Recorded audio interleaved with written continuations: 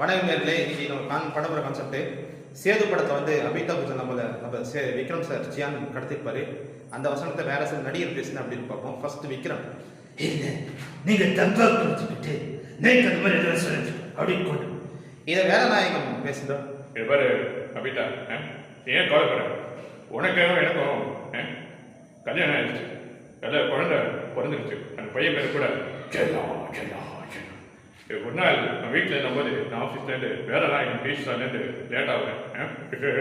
7 நாள் பேர் உங்கள் அப்பா உனக்கு மாப்பிள்ளை பார்த்து வச்சிருக்கானே, அவன் நல்லவனா? நான் இல்லைன்னு சொல்ல, ஆனால் அவனை கொட்டிக்கிட்டு நீ இப்படி நல்லா இருப்பேன். அவன் கோவிலில் போயிட்டு மணியாக்குவான். வேலைநாயகன் டீச்சரால நான் நல்லாவே டீ ஆகிறேன்.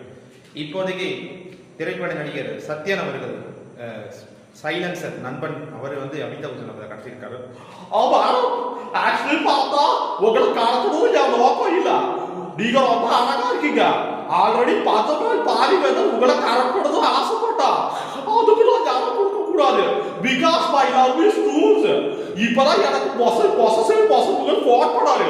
நாம 2 பேரும் காதல் கல்யாணம் அவர் தலைமையில நடக்கணும்.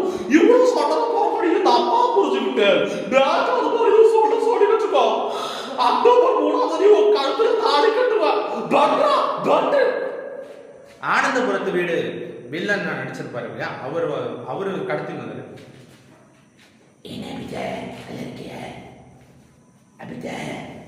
நான் பலசட்டு சொன்னேன். பலச காதலிங்கிறது ஒரு மாதிரி தான் போக்கும். ஆனால் என்ன முடியல, என்ன பண்ணுறது? அதை உங்களை கடத்திட்டு வந்துட்டேன். ஓகேவா?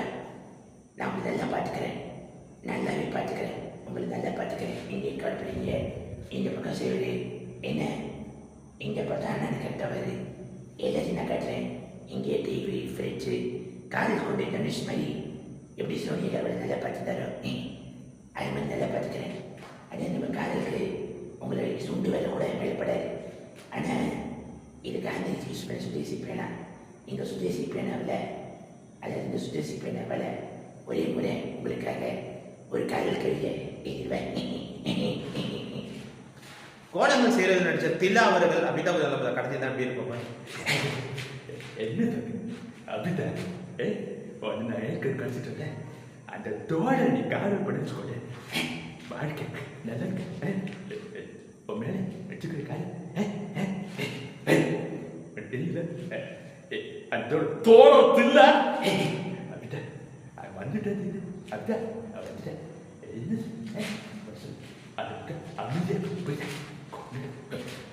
இங்கே தப்பிச்சு போனேன். அவ்வளோதான்.